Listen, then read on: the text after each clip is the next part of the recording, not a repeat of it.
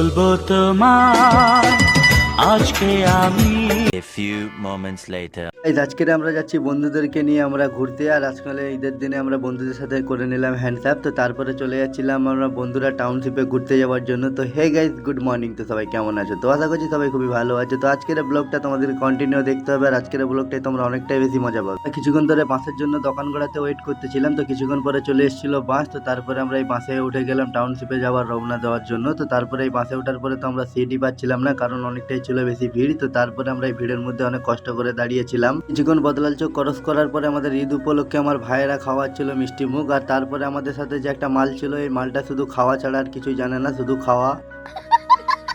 কিছুক্ষণ পরে বাসে দাঁড়িয়ে থাকার পরে তারপরে পেলাম 1 কোটি টাকার দামের একটা সিট, আর এই সিটটা আমরা ভালো করে ধরে রাখবো, হাত ছাড়া না হয়ে যায়।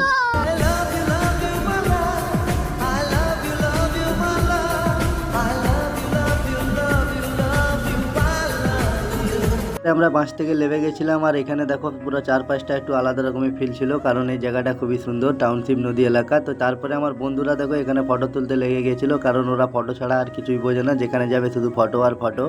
আমরা আশপাশটাকে ঘুরে দেখছিলাম, আর এখানে যাওয়ার সময় দেখছিলাম যে একটা মূর্তি হয়েছিল, আর ওই মূর্তিটা খুবই সুন্দরভাবে আঁকা হয়েছিল। তো এখানে অনেকটা পরিমাণ গরম ছিল, তার জন্য গায়ে থেকে শার্টটাকে খুলে নিলাম, কারণ আমি যখনই যাচ্ছিলাম ঘেমে যাচ্ছিলাম। তোমাদেরকে ফুল ভিডিওটা দেখতে গেলে এই চ্যানেলটাকে সাবস্ক্রাইব করে রাখতে হবে, কারণ ভিডিওটা হয়ে যাচ্ছিল অনেকটাই বড়, তো তার জন্য ভিডিওটা ছোট করলাম। তো আজকের মতন বাই বাই।